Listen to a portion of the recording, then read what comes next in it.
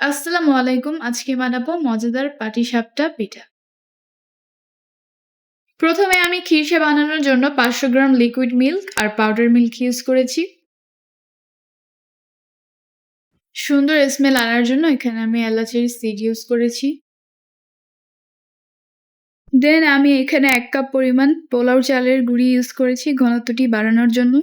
দুইবারে অল্প অল্প করে চালের গুঁড়ি দিয়ে এখানে আমি ভালোমতো মিশিয়ে শুকিয়ে ফেলেছি। তারপর স্বাদমতো চিনি দিয়ে ভালো করে মিশিয়ে নিব। কনসিস্টেন্সিটা এমন হবে। তারপর চালের গুঁড়িতে পরিমাণ মতো গুড়ের রস দিয়ে ভালো করে মিশিয়ে নিব। প্রয়োজন হলে আরও একটু দিয়ে ভালো করে মিশিয়ে নিব।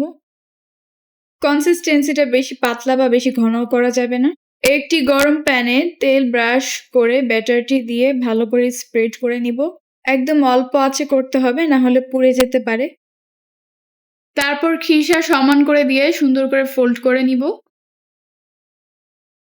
কয়েক সেকেন্ড পিঠাটি লো মিডিয়াম আঁচে ভেজে উঠিয়ে নিব। তৈরি হয়ে গেল মজাদার পাটিসাপটা পিঠা। ভিডিওটি ভালো লাগলে অবশ্যই লাইক শেয়ার করতে ভুলবেন না।